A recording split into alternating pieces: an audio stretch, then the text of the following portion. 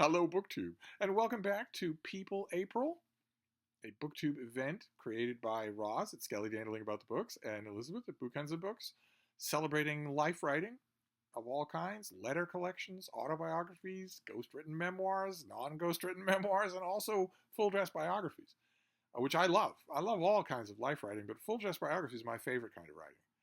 So you would think that People April would be right up my alley as an event, but I hit a bad patch of reading. My TBRs are not like a lot of other people's TBRs. They're a lot more numerous because all I do is read.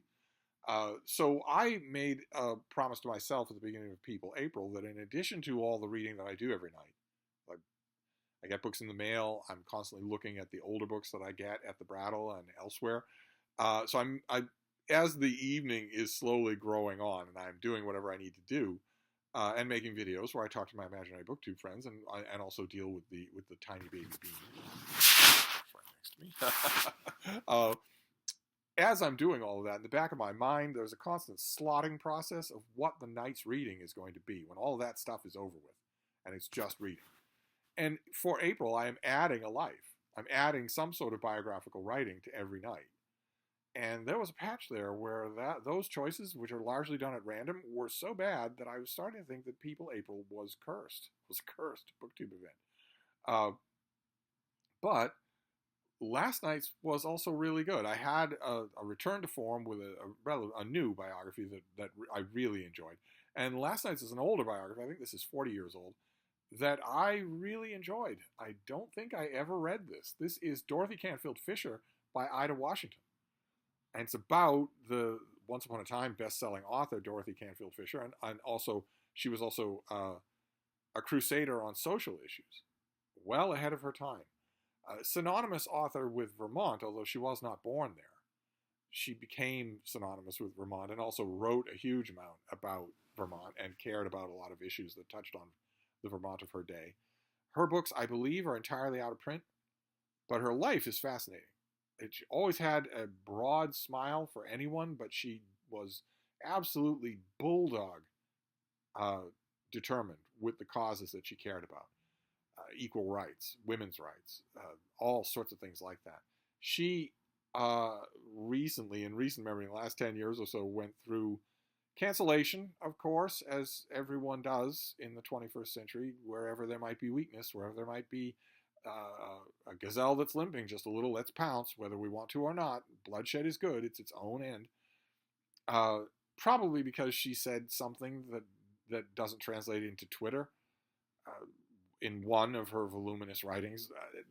I guarantee you that the criticisms would have come from people who have not read her, are not familiar with her. There are people whose entire sad existence is just prowling through the literature of dead writers who can't defend themselves in order to find a phrase, maybe an unburnished attitude, and condemn the whole thing, condemn everything for that. Dorothy Canfield Fisher, her reputation has not been a stranger to that kind of phenomenon. I would like to think that in 2024, most of us have just learned to completely ignore any kind of cancellation. Just don't look at it and try to sift who's right and who's wrong, but just ignore the whole thing. Pretend you didn't even know that it happened. It's just 12 psychos on Twitter. That's all it is. And the more attention we give them, the more multi-million-dollar corporations knuckle under to them, the worse everything is. So I went into this. Of course, this biography was written before any such nonsense even existed, before the internet existed. And I thought this was wonderfully done. Toweringly intelligent and really, really conversant, not only in Dorothy Canfield Fisher's own writings, but in the writings of her time. A lot of biographers aren't. In a way, I guess that's understandable because a lot of the writing of her time is not immediately accessible. It was once upon a time. It was in every lending library. It was in every bookstore. It was all over the newsstands. But it's not anymore, and it's in that weird space, that in-between space where a lot of that stuff hasn't been anthologized or reprinted and never will be. The best-selling authors of her day, whose books she knew, aren't remembered at all anymore. Their names aren't known at all anymore. You'd have to be a student of the literature of the period to know who the bestsellers were, who the serious authors were, whose books were being seriously discussed. They're all gone. and they're gone in not they're not gone in the way of just waiting for new directions to do a reprint issue. No, they're gone in a way that no one is ever knows their names or is ever going to reprint them. But Dorothy Canfield Fisher read them, and they read her, and so same thing with the periodicals.